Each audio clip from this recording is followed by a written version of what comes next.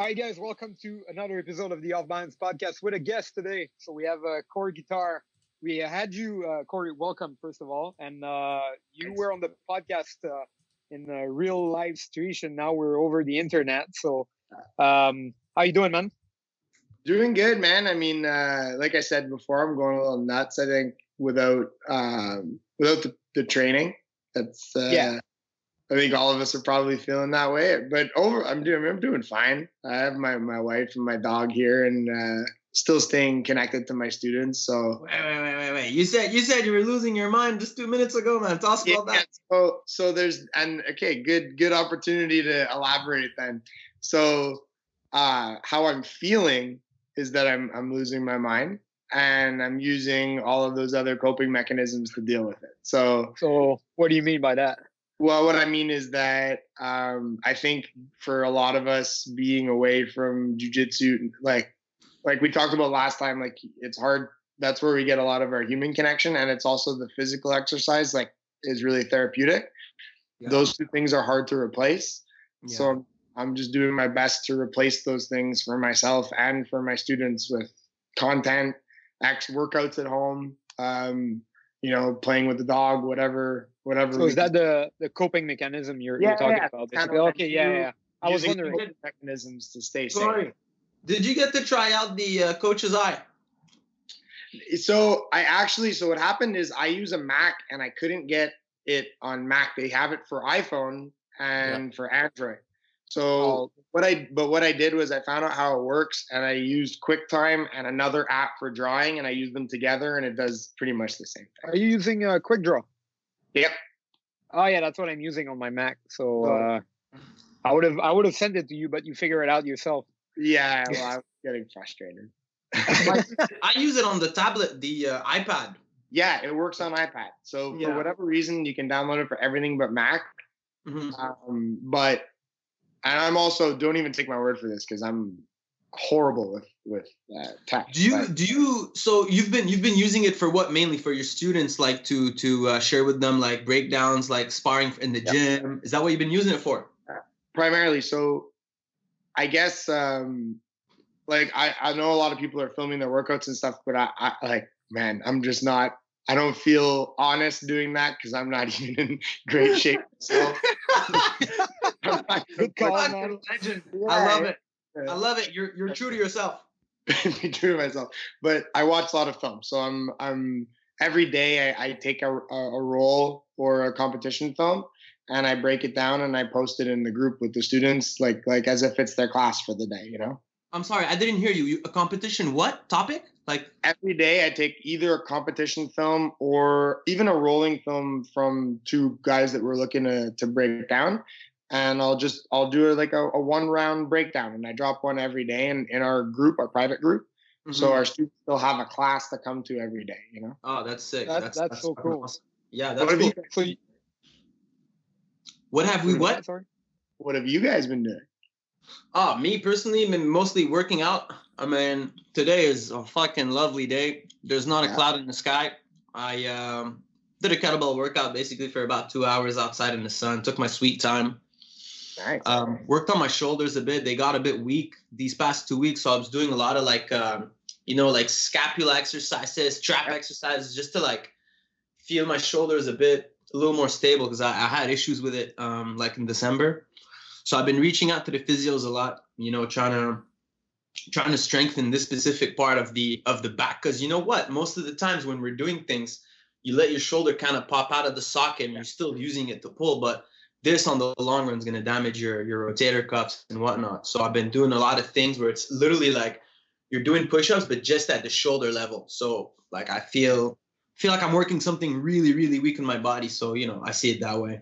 Funny you mentioned that too, because I had a physio session on Zoom with Vivian from Sancho Replay. She works with a lot of the guys and one of the things that she actually had told me recently was what you're just saying, like when we do tech stands and stuff like that, she's like, you got to engage your lats and everything first before you lean your weight into your arm. Yeah, dude, I've never touched my lats so much in my life ever since. Like it's like the cheat code you figure out. Yeah, I'm like just touching myself in the park. Yeah, dude. After each set, I'm just like, all right. Anybody see that? Oh man. No. But for real, honestly, it's like when you discover that one thing, it's like a cheat code, and you can do it all the time, and you really feel like, dude, this is like another level of strength. And like when you get used to it, yeah, once you get used to that little like, oh, let me retract that a bit and then push, like, man, there are levels of strength there. You know what I mean? Yeah, absolutely. When you engage like the right muscles. Get older, you're going to appreciate this stuff even more when you're fucking Val's age. So here's the thing. Thanks. Oh yeah, thanks for mentioning it. Val hasn't said a word yet, and he just got roasted already. It's a good start of this podcast. I fully embrace my age, you know.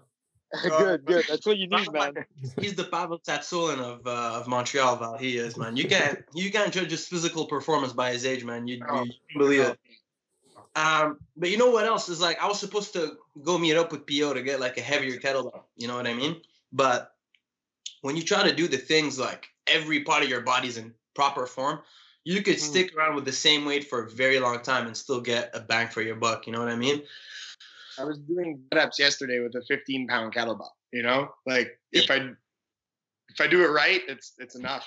Dude, yeah, if you do it slow and you take your time and like if you really do everything properly, you can get a really, really good workout. So there's that, you know what I mean? And then off air, right before you got on, PO and I were talking like, I don't know if we're actually stronger, but I feel a million times stronger right now. You know, everything that I do feels so much better. Like I feel, I don't know how to explain it, but like there's I get it. That when you use when you start paying attention to doing all like little things properly and connecting movements like get-ups or something that works through so many of the things that we do. Oh, just a second. We have a little problem with the noise, right? Yep. Okay, hold on. Is it the Zoom or? I can put back good. Yeah. Good. My microphone. It could be. Yeah, it picks up the sound that comes out of your laptop as well. I think we're fine now. It's not the end of the world. We can always edit it out, but as long as it starts working again, you know what I mean? Yeah, no, I think we're fine now. So, what were you saying, Corey? Well, just that, yeah, like those types of. I agree with you. I mean, like I can be lifting weights and not get necessarily the same thing out of it. Since I've been home, I've been like really trying to fix injuries and and then I noticed like, oh man, I'm standing better. My hips are more square. Yeah, I don't feel like there's energy leaks everywhere in my yeah, gait. And you know what is like what we were saying too is like right now, like it's been 3 weeks at least for us. I think we've been pretty much since we're back in Dallas. Yeah, exactly. So almost a month. Yeah, so we're like almost 4 weeks in, but just lifting every day, but not having to roll on top of it. It's just and eating obviously like accordingly.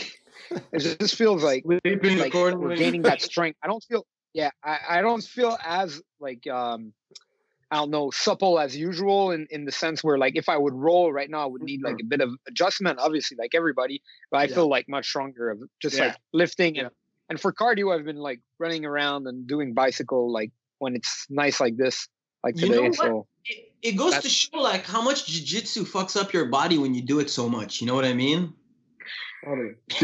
Totally.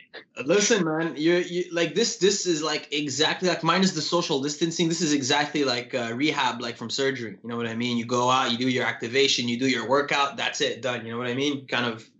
You can watch tape, you can go over some whatever footage, but that's about it. So do you think having that, were you able to like more easily jump into that process having gone through that surgery last year? Dude, yeah, mentally it's night and day. I feel like I've been there before. I feel like I can kind of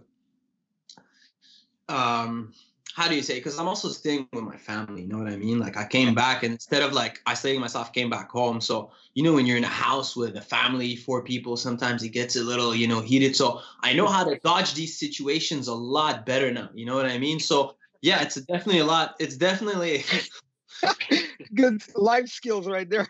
Yeah, it's definitely. Wait till you get a wife. Yeah. Oh yeah. I'm trained, my friend. I'm trained. Trust me. Wife is a joke. You see Val, just no facial reaction. I can read what's happening behind Val's eyes. She's looking at him right now, so we can't. Shit. Genia's looking at Val right now.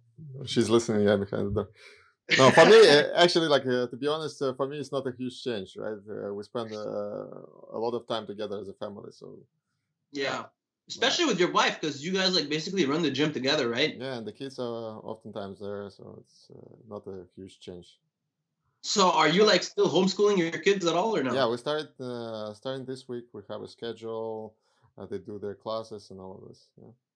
Professor Valerio, No, it's do not you me. have a board or no? This is Janice. Actually, she took charge of You, this process. you take care of recess. Yeah, You're in charge of the kettlebell workout. That's for exactly. Yeah, sure. you run the fitness and strength and conditioning for the kids. Yeah, skateboarding and bicycling. Your Yeah. kids are So, gonna be a problem in a couple of years to roll with, man. Fuck. oh yeah, that's for sure. But how do you homeschool your kids? Like, how do you know how to homeschool your kids? Because if I had two kids now, I had no idea what to teach them. So first of all, there's actual homeschooling resources for people who are like 100% without any viruses going around. They keep their kids at home, but also now school boards they came up with programs because they see it's not gonna be like a 2 weeks break. They actually came back with some suggestions to what to work on, some resources and so on. So it's a little easier. And is it mostly like they're sitting on their asses listening to somebody talk, or they're doing No, things and no, someone? they have papers. They read, they study.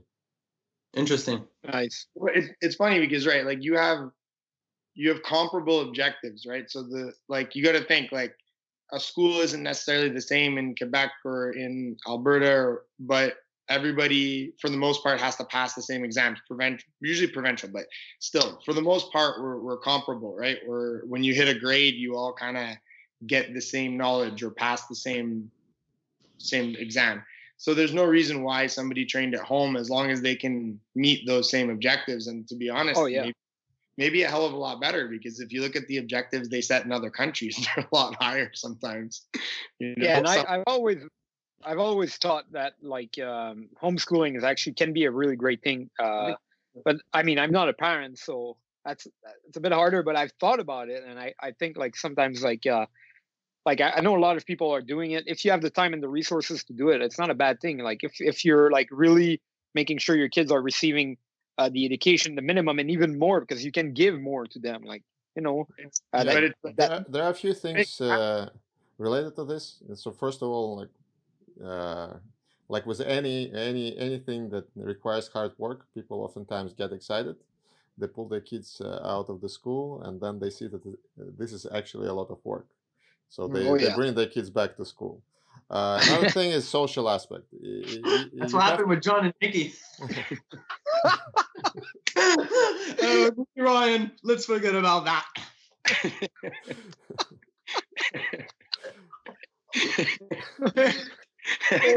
One page, 3 years, man. Oh, that's fucking hilarious. Yeah, that never happened. And another thing is socialization. You know, the kids may like a little Oh bit yeah. of playing with other kids and so on. Yeah, that makes sense. Yo, That's why Corey, I have a Jiu-Jitsu- question for you. Yeah. Yeah, Jiu-Jitsu helps with that. That's for sure. Corey, how did it happen? Like when that whole thing happened, like a couple of weeks back, like how was it at the gym? Because you're like I don't know, you're the head coach of with Louis, right? Yeah, with Louis. You're the head coach of Planet Montreal. Big boss, but sorry. Yeah, so you're the head coach of Planet Montreal, and I was saying like basically I wanted to know like on your side, because we know kind of Val, we've been speaking to him for 3 weeks. I know how it happened at TriStar, but what happened? Like, how did you guys deal with that at the beginning? Well, so I tend to like, and again, I'm going to be careful here. I love conspiracy shit. I don't tend to commit myself to any narrative. So I'm not like someone who thinks all this stuff, but I love reading all kinds of info and then breaking it down and just for fun, right? And so I was following the story very closely, you know?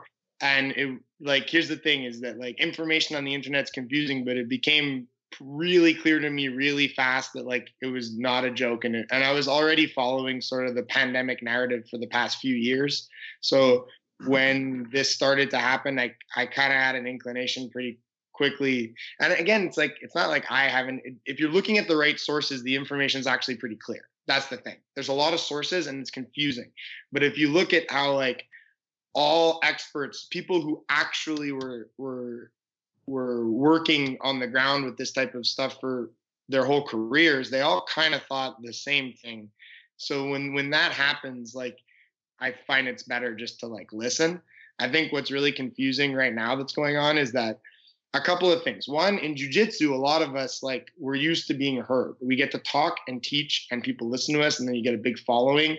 And then all of a sudden you think that like weighing in with your opinions on everything is like valid, right? But imagine somebody came into your jiu-jitsu class, something you're an expert in, and they said, no, that's not how you do a heel hook. And they're doing a straight ankle lock. And you're like, well, you don't know what the fuck you're talking about. Well, when it comes to medical issues, we're all that guy. You know? Yeah, like, I know what you mean. That's a good example. So you don't think we should listen to jiu-jitsu guys giving advice how to handle this? What do you mean, man? If anybody knows, it's us, man. Even if they are black belts? So my point is that we all have a lot of opinions, but when I saw that all doctors, then I mean all doctors, all epidemiologists, people who are studying fucking infectious diseases are all saying like, this is dangerous, it's going to spread.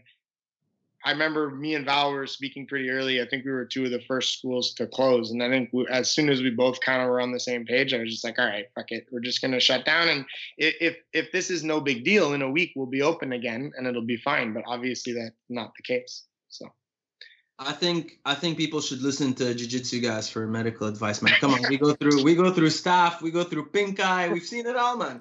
And the more stripes on the belts are, if you get to like second, third degree, I think we should listen more even. I hear you. So you guys, you were saying like you're like kind of like doing tape watch and like studying some tape and like sharing it with your group. Was there any talk of like, because I've seen some school they're doing online training or stuff like that, or it's not really possible for you guys? What's the plan there? I guess it's more like I was looking at like what juice is worth the squeeze sort of thing. Like I think there's two problems we face as academy owners in this situation. Like, what can we actually do to help our students get better during this time and just deal with it emotionally? And then the second vein is like, what can we do to make money? Right. And then like, I think that like, if you're more motivated by looking like a business, you're going to be more interested in like running a bunch of online classes and all kinds of stuff. But the truth is, like, is anybody really getting dramatically better at jiu-jitsu from doing an hour of solo drills 7 days a week over the course of 3 months? I mean, it will. You should warm up that way. Looking fine. I love Taz's reaction. Film. How much film? You can get better at watching film all day. You can watch 8 hours of film today, and you'll be better for it. You do 8 hours of solo drills, and you stop getting better at 45 minutes. So that's a good point. Man. I hear you. I feel like one thing that could help, I don't know, I may be biased, but if you're practicing leg locks you've never seen, it's low impact, that's a good time to learn them. Agreed. And like that, I agree with you. I agree with you. I think like a drilling dummy for certain things like leg locks and arm locks and foot positions can work really well. But most of us don't Corey? Dummy and don't live with someone who does jiu-jitsu. So ultimately, it's called your wife. Dude. Yeah. Listen, here's what you do. I'll attempt to do moves on her, and there's days where I know that that's not. You go in 50-50. You start in 50-50, all right? Both hands on the knees. And you go from there. You can only get heel hooks. No rolling, no standing, no going for nothing crazy. Just get there, separate the legs, go for the heel. Work on that. If there was one thing that I could do the best with my wife right now, it's probably 50-50. Does she do jiu-jitsu? No, I'm starting to give her some lessons now that we're home. But no, my wife's she's doing her PhD in history, and she's a bookworm. She's studying. Well, isn't grappling doesn't go back to like millions of years ago? Listen, there's yeah, I'm on this podcast. You can. That's how you're gonna flank her, man. You're gonna flank me like, boom. Check this. This exists since I don't know when. Do it. Actually, it's starting to give a bit of lesson. That's how it starts usually, you know? Yeah. Like she's going to get into it slowly, and then Next thing you know, 10 Planet opens up again and she's in the gym.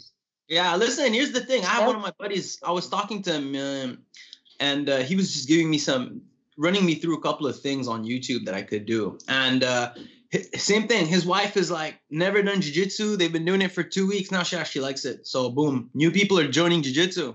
I see the trend with Scramble Canada. I see the trend that guys are ordering girls' gis since the lockdown. No way. Yeah. Are you serious? That's amazing. We're turning a corner, guys. Yeah, guys, we're gonna come back with like a lot of jiu-jitsu wives. That's amazing. But does it look like similar to the male? You're talking about the standard issue, right? Yeah. Yeah, standard issue. So to the listeners that don't know, it's basically like a very clean gi. It's basically white, blue, or like there's not much of design to it. It comes with a bunch of logos, but I mean, is there much of a difference between both? Like the cut, maybe it's a little tighter on the butt. I don't know. No, there is a cut difference, obviously. Oh, I don't know. Tighter on the maybe butt. The pants are wider. Maybe the jacket is cut a little wider. There's a little pink lining on it or something like that. Probably. I'm wearing a pink shirt, man. I'm not talking shit. It's fine. It's fine. An IBJJF pink shirt. Dallas Open. You ever seen that? You know, Ellen DeGeneres has a little bit on YouTube called Pens for Women. Check that out. Pens. We'll check it out for sure. It sells pens, but they're pens for women. So check it out. You'll laugh. It's very similar to. Well, I'm not gonna say what I'm expecting to see because anything I say is gonna come across as sexist. So I'm just gonna go check it out. Keep it for yourself, man. Yeah. I'm not gonna say what I'm expecting because it's gonna be PG. So, we're gonna get Corey, a strike from you. I'm saving you with the Ellen drop. I'm helping. Exactly.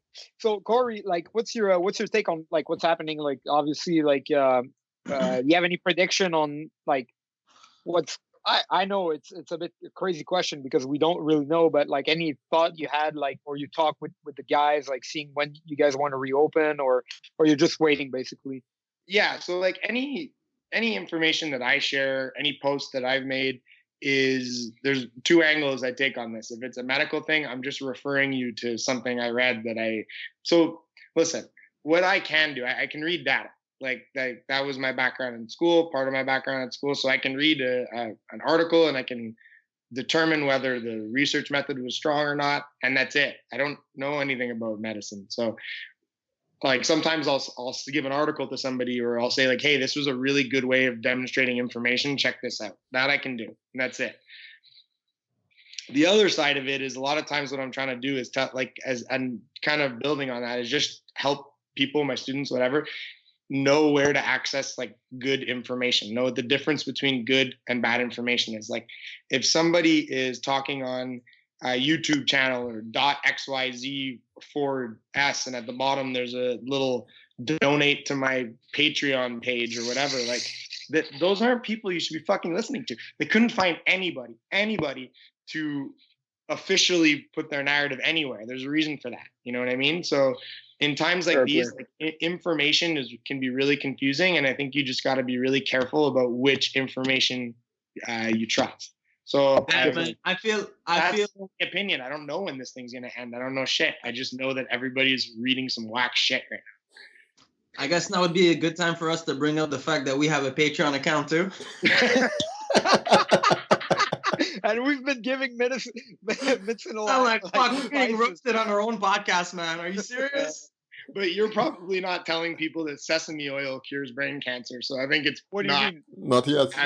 No, we're not there yet. We're not there yet, but yeah. Wait till you avoid saying that. That's for sure.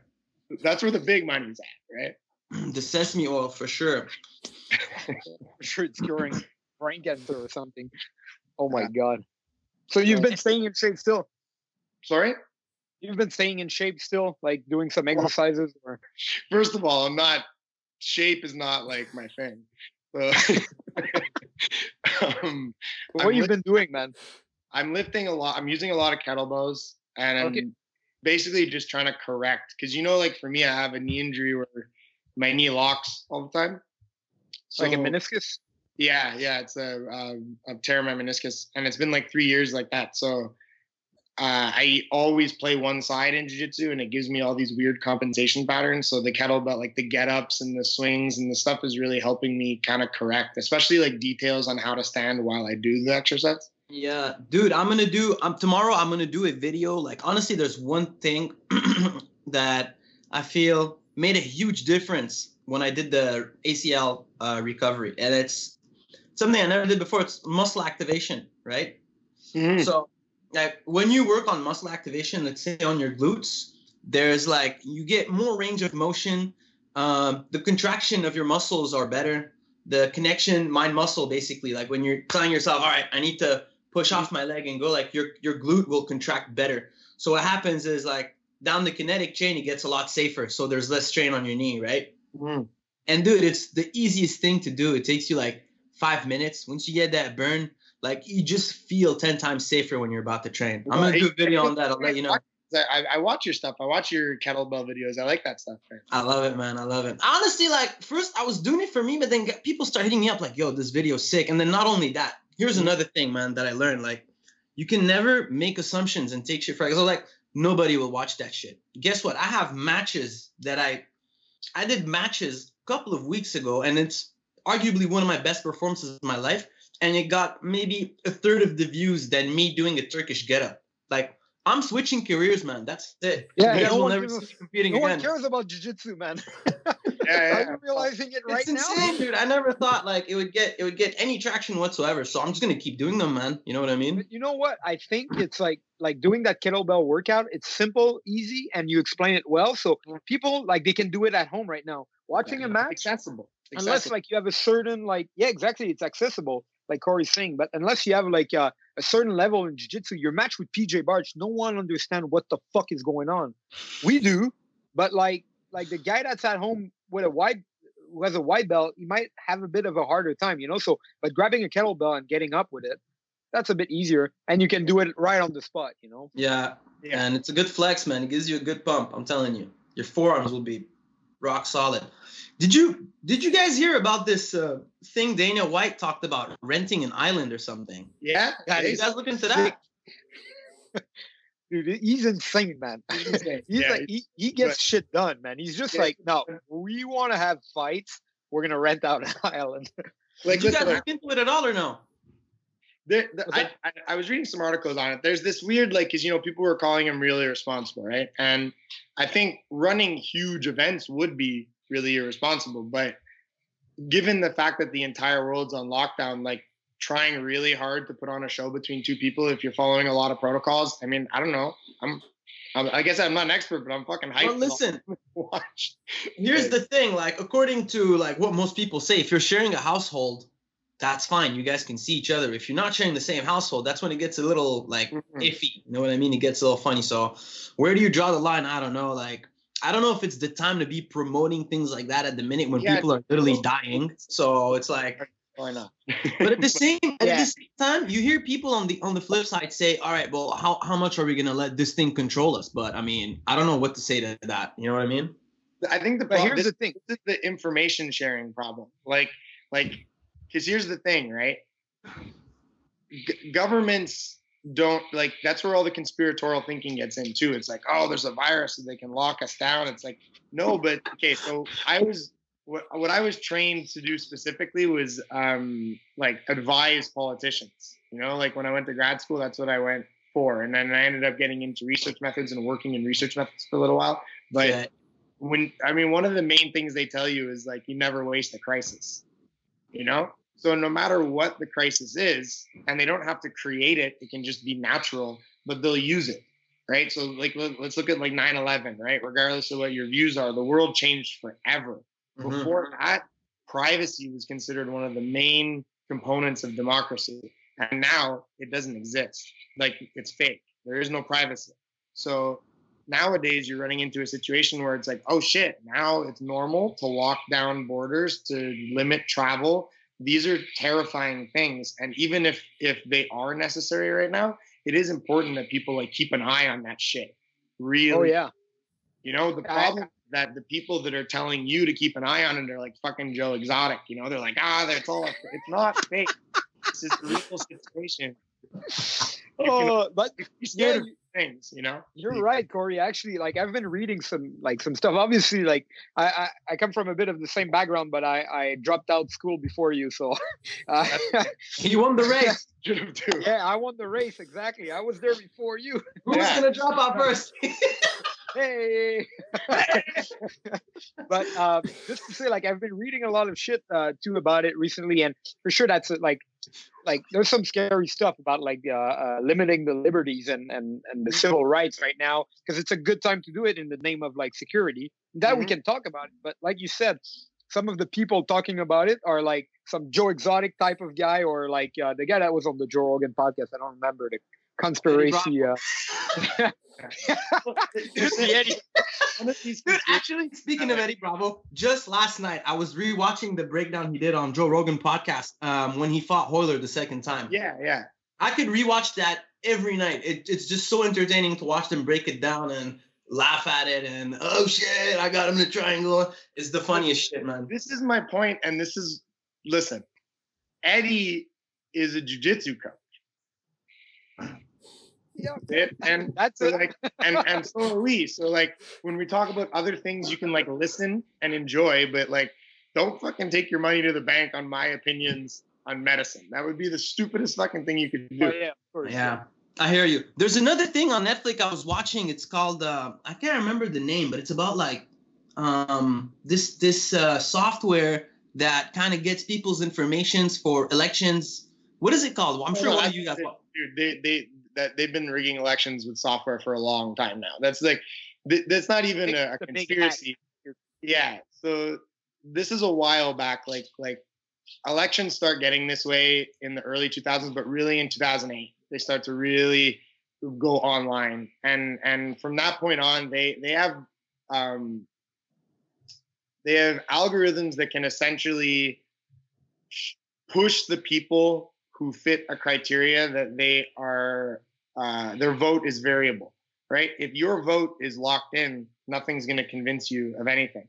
But if you're in that population that might vote, might not vote, or might vote one way or might vote the other, then if you create an echo chamber online where that person can only access certain information, they're far more likely to vote how you want them to vote. And all of that is very yeah. So yeah, I think the documentary you're talking about, Taza, is the Big Hack. I think it's on Netflix. Yeah. And it talks about like the last U.S. Elections. Yeah, it's pretty fucked up. But like Corey said, it's been around for a while, and you know what? It's like we're seeing stuff like that, like because we're connected with everything, right? Phone, application, with the big like data giant like Facebook, Instagram, which is the same, but Google, all that stuff. So you're giving up like your information all the time. When you think about it, everything that's on e-commerce basically works that way, because you're seeing these ads pop up. Like when I'm like, all right, I'll give you an example. I'm looking at how to create a website, right? And how to like do these Shopify things. And now every time I click on a new video on YouTube, it's the same fucking ad, the same person saying the same shit, talking about how I can like do a logo or something. So like, it's like they see what you're doing and then they bombard you with X kind of information to try to get you. It's insane, man. Think about this. This is crazy, right? Because like not in 1984, in the book 1984, I think it was written in 1945 or something. But in that book, that George Orwell sort of predicts that in the future you'll have a screen in your house that watches you, right? You'll go online and you'll get mad at some celebrity for 2 minutes every day, and you'll diffuse your anger Gordon Ryan towards that celebrity. So all of the predicted Gordon Ryan, man. Sometimes. So he predicts all these things, but what's crazy is that he predicted that the government would come in and take these things from him, right?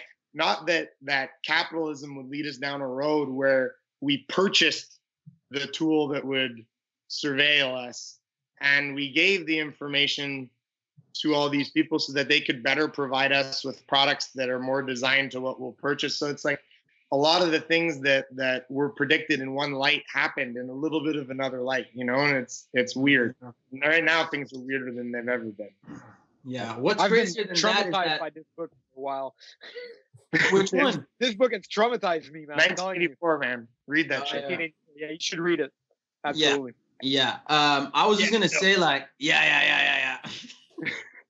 I was just gonna say how good Gordon is at getting me pissed at him, man. He's like one of my best mates, one of my best teammates, and I still manage to get pissed at him on social media sometimes, man. How crazy is that? Well, there's argument. Okay, you can argue with people where you make a point, and then you expect them to make a point, and then you listen to their point and you consider it. But that's not what Gordon does. Like, Gordon goes out there, fucks it. He wins arguments. Like, if you look at Trump, why is Trump so good at winning an argument? Because he never answers what you say. Like, if you say you did this, he just deny and make a counter accusation, you know, and that's how you win arguments. And Gordon's fucking bomb at it. Like, when he avoids what you say. From Idaho, he doesn't give a shit. Like, that's wild, man. And he wins all of them. You never see him like lose, even if he doesn't make the better point, because he's not arguing with you. He's just fucking trolling you. That's so true. He's fucking insane, man. Dude, what is that guy good at? He's good at winning. Yeah, absolutely. In everything. You know? Yeah, he'll always go back to that one point, like, did you win? No, shut up. What are you gonna say to that? Yeah, but it's interesting what you say. Like, this whole thing, like, people are gonna take advantage of it, and we should be aware of it, because I think that's something to keep in mind, man. You know what I mean? Yeah, definitely, dude. I was like just keeping in the same like direction right now. I was reading recently like a paper, an article about some companies they're trying to like it's a Quebec enterprise, I believe. They're doing like bracelets, and it's not on yet, but they were pitching the idea to the government, like saying like you could use these bracelets that would like give basically the location and like the monitor the heart rate and like medical like function on people that are affected by the virus. So if they go out, you can just catch them. And they were actually like pitching that shit online. Science fiction. People got to watch more science fiction and develop. Exactly, that's what I'm saying. Exactly. So I'm reading this shit, and for me, it's like it's obvious you don't do that shit. It's fucking crazy. Yeah, like yeah. Obviously, okay, you have the virus. If you go out, you're stupid. We might catch you. Okay, that's part of life. But like putting bracelet, but some people that like are not aware of it are gonna be like, yeah, that's a good idea. They shouldn't spread the virus. I agree, don't spread the virus, but don't start fucking monitoring every citizen in your like.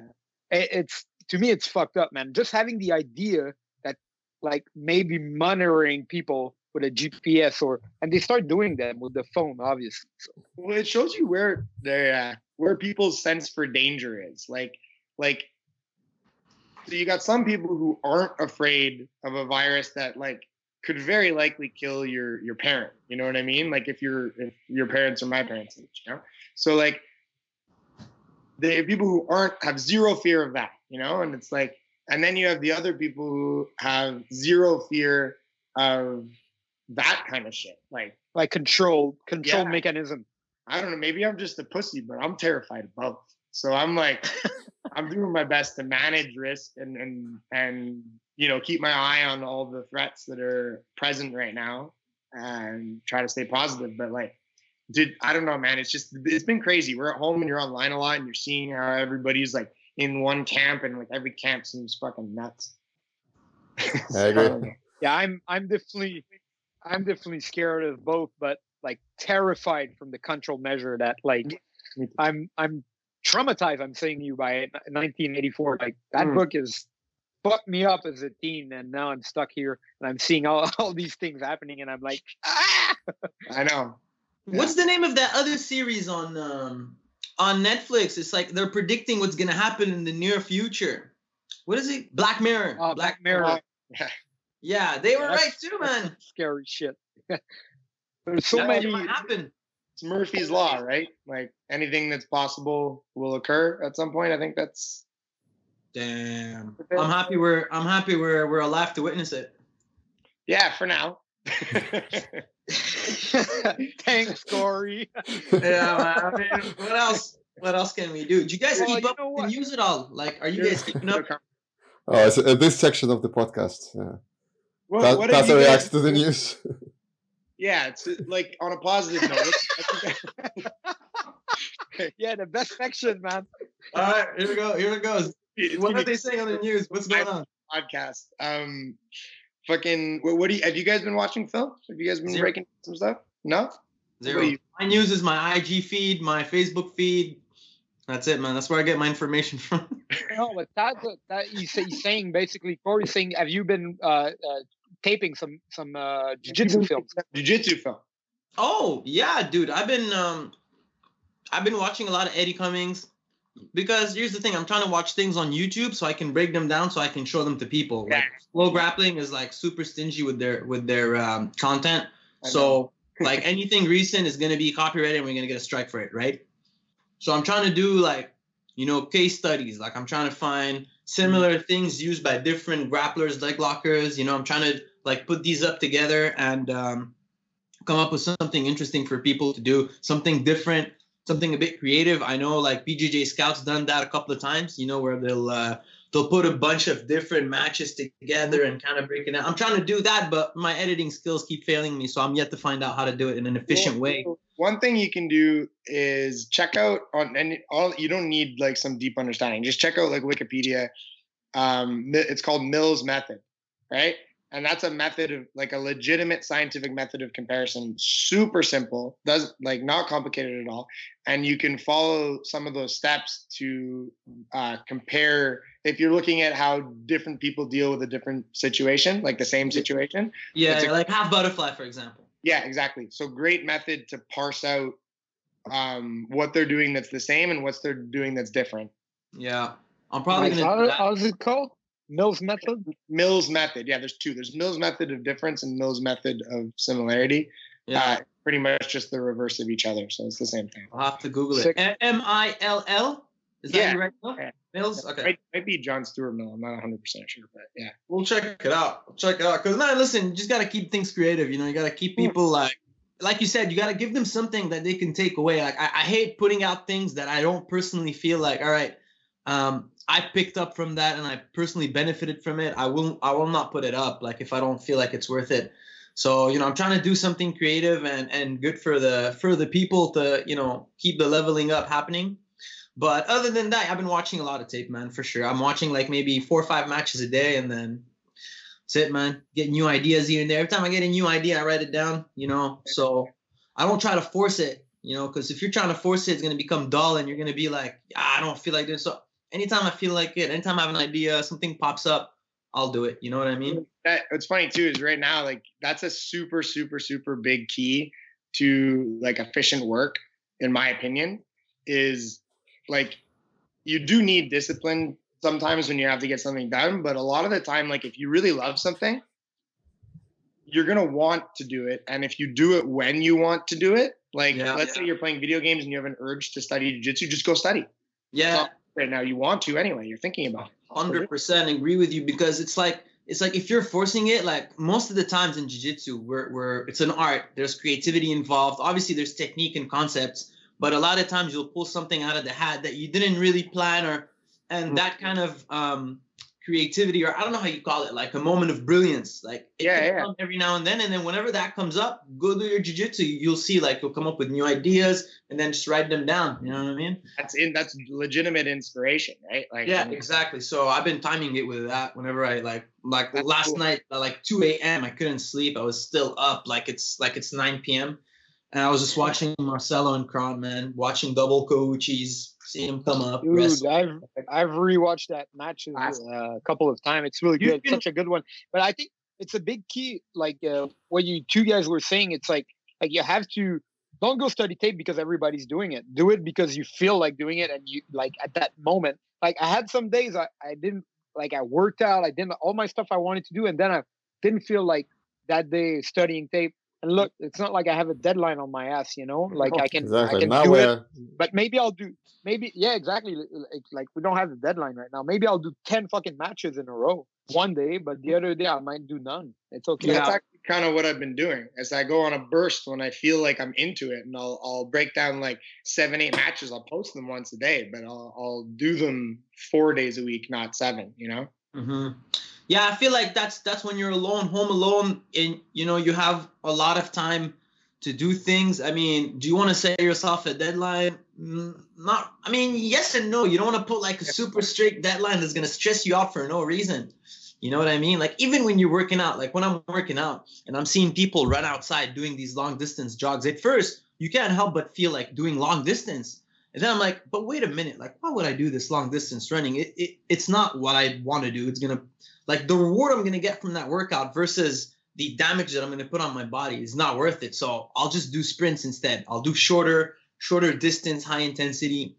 You know what I mean? I'll kind of do what I feel like doing in the minute. And also, obviously, I'll get like some kind of good resource to help me, like a physio, personal trainer. But yeah, it's good to keep things a little bit playful and keep that kind of spirit, you know what I mean, during these times. Because you're not training just compulsively. You're no.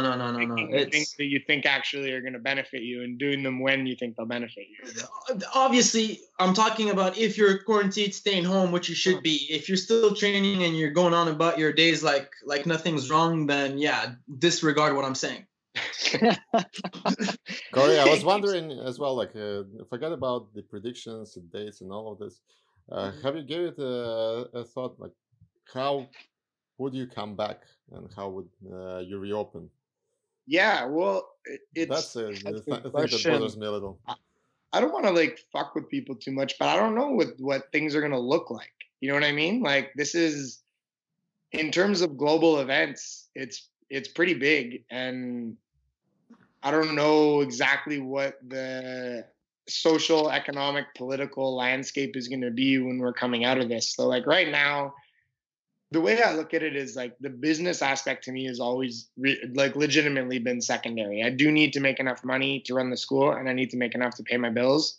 But those things come very easy when I'm focused on like building a strong community around jiu-jitsu. And that's really what I'm focused on all the time. And I mean, because I have to live there too, you know, like has to be good for me. So I do what I enjoy, and right now I'm trying to do that. I'm just trying to keep the community tight together so that regardless of what the world looks like when we come out of this, there'll be a way for that community to exist in that world. I don't know. Like, my point is, like, is this 3 months, or are we locked down for a fucking year and we're all on UBI when we come out? I have no idea. So I think just keeping people together and checking in on everybody's mental health and making sure we're still engaging in our love with jiu-jitsu, then that's all I'm thinking about right now, really. Keeping the community tight.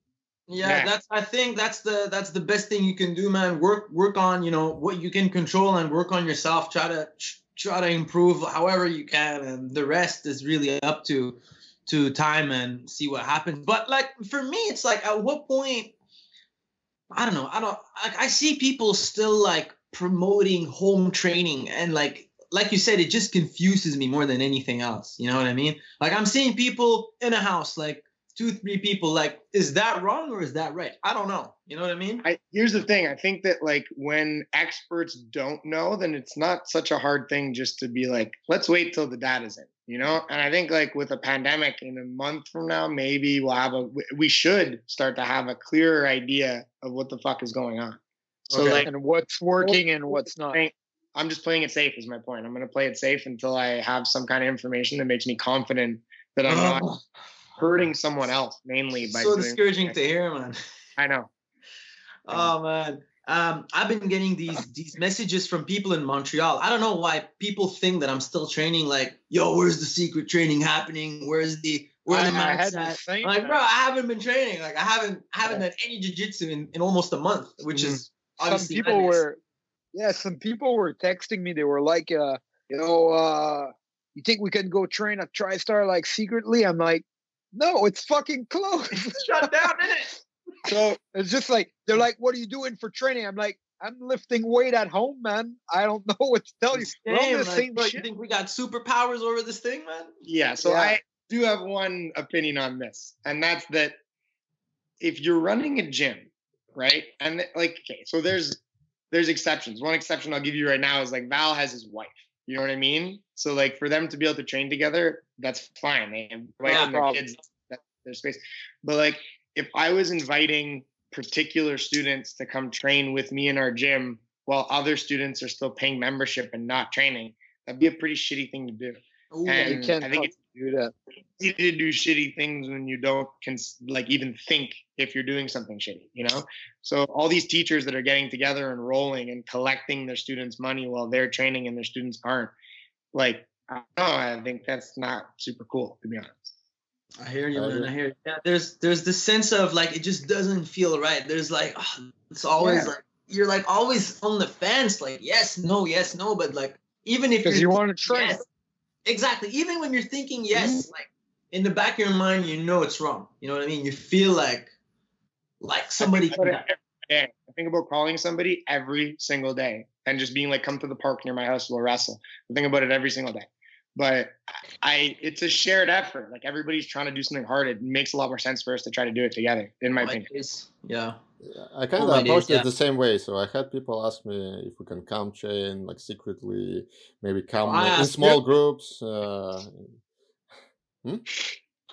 I'm gonna be honest. I asked him when I was still in Dallas. I messaged him like, "Hey Val, like, what's the situation? Is it training?" And then like, I remember I post on my story, like, "Hey guys, I'm gonna be back in Montreal. Anybody wants privates? Hit me up." And then Stefan's like, "You shouldn't be promoting that right now." And I was like, "Wait a minute, he's right. I shouldn't be." I take it out, and I'm like, "Wait a minute." Like, I start to understand what's happening. You know what I mean?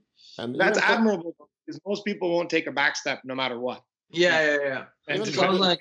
For myself, the fact that I'm using the gym with my kids and my wife, I also like I'm in a very fortunate position that I can pay the bills doing my IT work, right? So I was able to put all the membership on hold for now.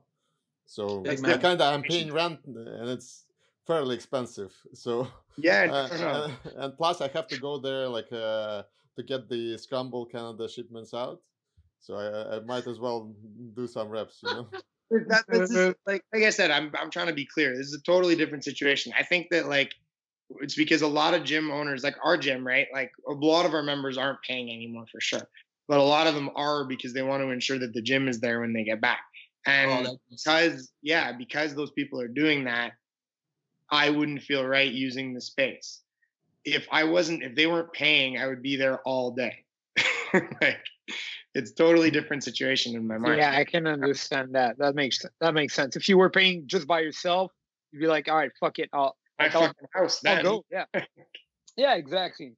But now people are paying for that to be there when you come back, and taking it away from them is not like that's the right decision, man. All right, so let's take it a step further. I don't know. A couple of months from now, things have slowed down, and I don't know. People aren't dying as much. How do you start classes again? Whatever this is assuming that there's a consensus. Like whatever the consensus medical opinion is, I'd be hard pressed to follow it. You know, I would do that probably. And like things would have to get real weird for me to start disagreeing with all the doctors. You know what I mean? And I know people are saying shit's weird now, but I'm like, no, like shit would have to get real weird. Like until there's not a very clear reason consensus, to listen, then we should listen, in my opinion. That's wild. As I mentioned, I think we're going to be one of the last businesses to open, like with how much proximity and connection, body-to-body connection we have, you know. So we'll have, I guess the process is going to be in place for some like sports that, even sports, you know, like tennis, where people are really far apart, is going to be way ahead of us, and they will have the procedure, like maybe they will, they will require a certificate that you're clean. I don't know. Maybe they will take temperature on the entrance. I don't know. Dude, I don't remember the last time I've spent that much time without hitting the sauna. You know, like getting a good sweat, being in a sauna with a bunch of other dudes sweating it out, just breathing super heavy. I miss that a lot, man. Yeah, dude. I think we all miss it so much. It's all miss sweaty dudes. Like getting a good sweat. How much do you miss that? I miss sweaty dudes too. I do. I was watching two ducks fight yesterday at the park, and I was like, man, I would do so much I'd do anything to be able to fight somebody right now. Not fight, but like grapple and train. Yeah. Oh, man, when duck fighting is true. Have you guys thought about this? When we're able to train again, how long from that point will it be before you're able to leave the country to compete? Oh man, that's because now Seminars. When am I going to be able to teach a seminar next time? We're realistically talking like in the years now, not the months. Like it's not unreasonable to see that people wouldn't travel for a year or 2 years. Listen, whatever the case may be, you know what I mean? There's a way like to support. I think, all right, I'm talking like we're going far ahead. I'm not saying now, but when things slow down, like the local scene, people will have to, we'll have to come up with something, man. We'll have to do it. It's legal in Montreal. We'll work it out. Don't worry about that. We got rooftop. Yeah, bro. We'll go to the Canadian reserves. I'll build a house there. I'll live there if we have to. You know what I mean? We'll make it happen. You're a native, right? Yeah. Like that's one thing I thought. It's like selfish, right? There's a lot bigger things to worry about right now. But like, but you know what? That's 33. Val, you're 38, right? I'm 39, and I'm during the pandemic, I'm gonna turn 40. Oh man! No way! Are you serious? Yeah. Like the tail end of your competitive career. It's a shitty thing to. And it's selfish, but it still sucks, Man, Valerio at 60 I was thinking about those doing adult, man. 3-stripe He's gonna white compete belts. in adult. Val at 60 is gonna look like he's 20. Watch. Yeah, true. I mean, I already. He's on that Satsul and enter the kettlebell height. He's gonna. No, but you know what? That was a good question, Corey. I'm bummed about it. I was really excited. Like I said, I'm 33 now. I was really excited to make some runs at some competitions this year, and like I picked up too late, so it's like I'm frustrated that I'm going to lose those opportunities. They're not in the grand scheme of things, they're not important, and I know that. But I mean, there's your scheme of things. It's also important for you as a person. You know what I mean? Yeah. I think you could still like, let's say 3 years from now, you could still compete and have a good run. I will. But my point is that like I felt pretty good going into some things this year. Like in the last year, I ended up beating a lot of people who like definitely on paper I shouldn't have beat. So nice. It's one of those things where it's a bummer that this fucks with that. But I think if you were able to get to that feeling, if you were able to get the feeling like this before, you can get to it, no problem. You can get back to it. If you're able to get to it, if you're able to build a community, whatever you were doing before that was working, you can go back to doing it. It's going to take time, but you're still going to do it. Yeah. That's a good attitude to have, and I think you're correct too. Ultimately, but in 40, it's it's a little harder. But yeah, definitely, it's a huge bummer. I had a very good run. I think I felt like things picking up on for me as a competitor, and also for the gym too. Like of course. We put a lot of work to take it off the ground, and I think it was right the moment when we started to feel more confident with what we're doing with the studio. So now, man, there's not many time to do it again. Who improved as much from 35 to 40 as you did, dude. Like that's super, super impressive. Wild. Yeah. Wild. Imagine 40 to 45. I'm telling you, man, this guy's only gonna get better. I know, I believe him, but Val ages like Italian wine. That's why we call him Val. I think my theory that the moment I turn 40, right away it's gonna be just down the slope like this. So it's gonna spike down. Okay. I always have that fear because like when you watch like the older athletes like in hockey and shit, and then people will be like, oh, like they didn't get old all of a sudden. It's like, no, they've been old the whole time. It just showed up really quickly, So like, I'm always afraid of like that day where I go to the gym and I wake up old. Right? Yeah. You know what's crazy? I didn't pick up an injury, but I made an injury a bit worse during this time out. What happened? I don't know what happened. I think it was that one day we did a session at Brunswick. Remember on a Saturday? When we were still in Jersey, we went and we rolled on a Saturday. I remember, yeah. Oh, there you go. You can drill with your dog, man. Guillotines all day. Look at That's that. it. That's right there.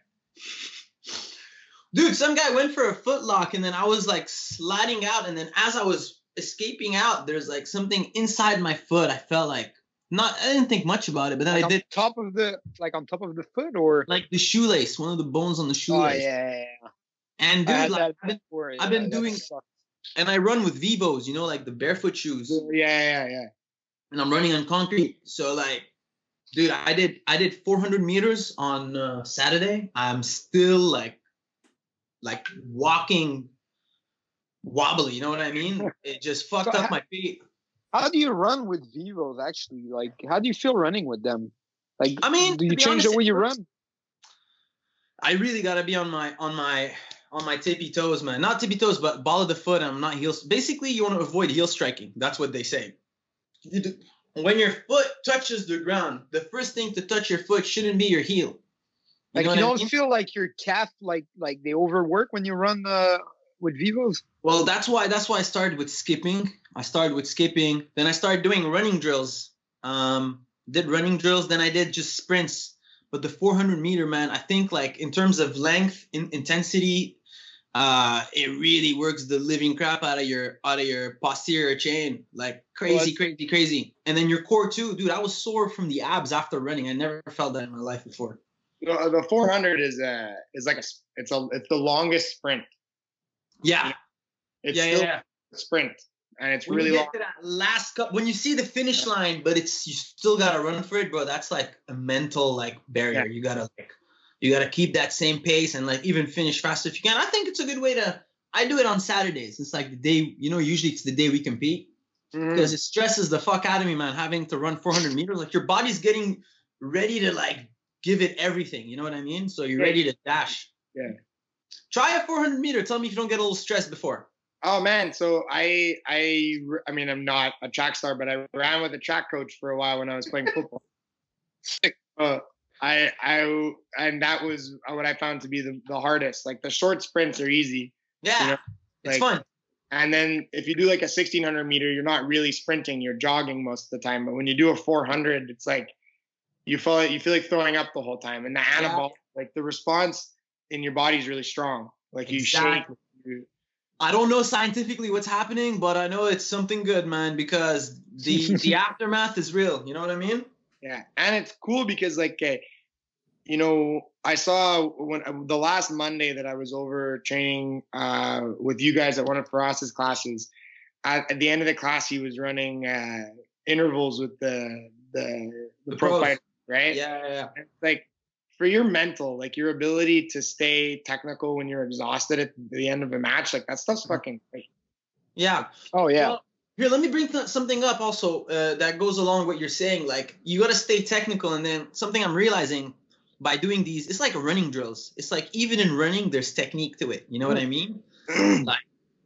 like when you're doing swings, for example, it's like I was watching a video. They did an analogy. It looks like you're jumping, like a jumping squat. You know what I mean? Or like when you're doing a squat, it's the same thing as when you're pushing off the ground to like lunge yourself forward. So you kind of see why these like compound movements, how they transfer to running, and then how they transfer to wrestling, how they transfer to jiu-jitsu, and then it starts to click and it makes sense. And I think it's pretty fun to give it a shot. The idea of training to technical failure is the same in lifting, especially compound movements and ballistic movements like kettlebell and sports. Like if you watch, it's funny because like we talk about jiu-jitsu as like the old mystic stuff, like you don't spend any energy, right? But we all know you're spending a great deal of energy when you come. Oh yeah. The difference is that if you're technical, the savings add up over the course of the match. Yeah. If he's not technical, he'll gas first, but you're still working at your max capacity pretty much the entire time. Yeah. Whoever's technical failure point is sooner will lose in a close match. So when you train with a kettlebell, you train to that same technical failure and you push to that same technical failure, and it will benefit you, I think. Damn. That's interesting. That's a nice way to see it. Yeah. You know what's so interesting? This is from Mike Boyle. He was the strength and conditioning coach for the Red Sox and for the Boston Bruins. Fuck. And check out his stuff, man. It's like I will. You know what? You know what's interesting about it is like I know I joke about it all the time when I talk about Val, but Pavel Tsatsouline. Dude, it's true. I mean, it's funny. Val looks like him. He's got that physique and everything. But dude, if you listen to Enter the Kettlebell, he talks a lot about the same things, like doing things like at a perfect technique until you can't do them. That's when you stop. If you can't do them perfectly, you're done for the day. That's it. And it's why so many people fuck themselves up lifting. Like your 500-pound squat done the way most people do a 500-pound squat has done nothing for your jiu-jitsu. It's bullshit. Probably not. Yeah, usually not. Other than shorten your career, probably nothing. Yeah. Yeah, but if you can handle like another man's body weight with perfect technique for a decent amount of reps, like that makes a ton of sense for what we do, in my opinion. Yeah. That makes sense. That's why I struggle so much with Gordon, man, because it's like I try to be technical with him, but eventually I just gas the hell out with him, man. It just gets too tiring, man. You know what I mean? Like pushing off a big ass fucking bear coming at you with more technical. I don't know, whatever. Anyways, it's a good analogy. I like it. Listen, I've been breaking down a lot of his film too, because I mean everybody should. And regardless, because here's the thing: anytime somebody's polarizing, then that can sour people's opinions for the wrong reasons. Like, you don't have to agree with Gordon's every fucking opinion he has. I'm sure that in 2 years he'll go back and he won't agree with half the opinions he has. Of course. Probably not. But his jiu-jitsu is the best. Yeah. Like, absolutely. That's the one thing I listen to him about, and yeah, that's it. Dude, that's his field of expertise. Yeah. No, he's technically in superior leverage to everyone he's fighting virtually all the time when you watch him on film. Like, he's never in an inferior position. Make sure to go check out his workout routine on Nicky Rodriguez's Instagram, man. I'm telling you. You'll get a pump just watching the video, my friend. I'm telling you. I bet you there's a bicep day. It's so funny because the video is basically like there's a bunch of equipment and Nicky Rod's doing curls with every single one of the equipments. Like, if there's a bag, he's doing curls with the bag. If there's an elastic, he's doing curls with the elastic. Like, you just do curls with all the... What a problem solver. What a problem. I love it, man. Yeah, so I was at BJJ Fanatics, and I was backstage warming up while for the black belt tournament while Nicky was fighting Victor Silverio. Yeah. Anyway, and like I had never met him or seen him train live, and this is like one of the biggest looking men I've ever seen in my life. Oh yeah, he's massive. Like, and you know what I mean? Like, some dudes are like, they're bigger, but like, it's the just the natural size of his arms and legs. It's like he's like a fucking ape. Yeah. And then I mean, rolling with him is a lot of fun, man. Like, what's it called? During ADCC camp, I was like, I'm not risking it. It's not worth it. I just got back from an injury. You know what I mean?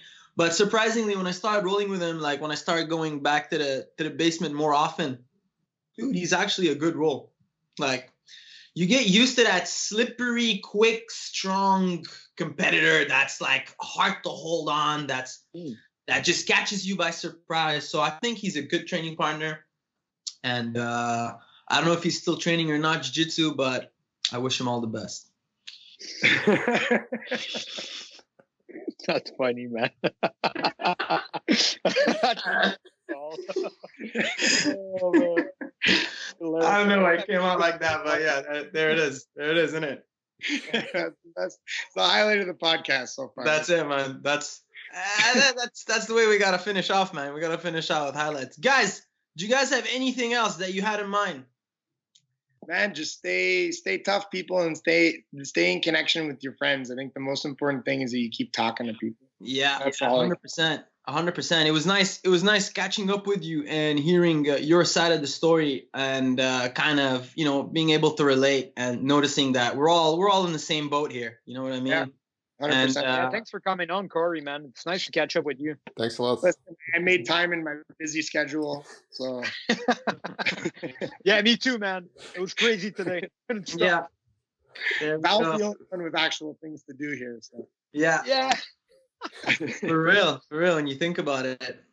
But guys, stay safe, and we'll stay in touch, and we'll listen. Like I said, we're gonna get out of this, and there's gonna be a long time where we can't travel, so we'll put some shit together. And for sure, bro. For sure. Well, the training, whether it's competing, whether it's floor rolling, whether it's an open mat, what we're doing is the same. It's gonna be jiu-jitsu. We all miss it. We do anything to get back to it. I do anything to get back to drilling right now. So just the thought of even inverting on mats right now is getting me all excited. So we'll definitely all, we'll figure out something once it's back to normal and it's starting to go on. We'll get some training in, man, Corey, for sure. With everybody, we'll do a massive open mat in the I don't know, on Mont Royal. Yeah. There you go. Yeah. That would be sick. We'll do that. All right. Thank you. Corey, man, all the best, brother. Be safe. All right. So, Take care. you too, man.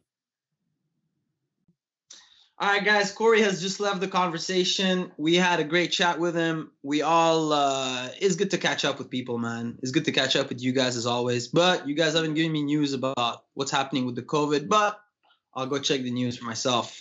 Without any further ado, we're going to get to the support section of the podcast where you guys can, support the podcast. First thing you can do is subscribe, like, click on the bell, get a notification when we release anything new, whether it's us rambling, talking about life, or breaking down jiu-jitsu matches, or making case studies, which I'm going to look to get into, hopefully. We got to thank our sponsors. Number one, Mizu Studio, behind the screen, Valerio, family-run gym, doing bits. We got to thank Roll Forever for the support. Got to thank Scramble Canada, Scramble for the quality gear. Physiomentum, guys, don't forget you guys can reach out to them if you got any issues with your body. Stay nice and healthy. You guys, I'm not sure what's happening with the giveaway. I think it's still on. If you are not sure and want to still try to get a free instructional, you message support@grapplearts.com. Get your leg locky drills in. Low impact. Leg locky, low impact. No need for a lot of space. All you need is a pair of legs. So get some. Other than that, guys, am I forgetting anything? Am I forgetting anybody? So we have the Patreon that's live. We've been talking about it for a week or two now. So if you guys want to support, I know it's a tough time for everybody, but this is donation based. So if you want to support us to keep getting the podcast running, at some point we'll figure out exactly what we want to do with it. Maybe have more content for the guys that are Patreons. So we'll see, but it's live, and you can check the link below. And that's it. That's pretty much it, I think. There we go, man. Valerio, Pio, guys, it was nice catching up with you. As usual. We'll keep in touch. And to our listeners, thank you for tuning in. And we'll catch you guys next time. Safe in it. Bye, guys.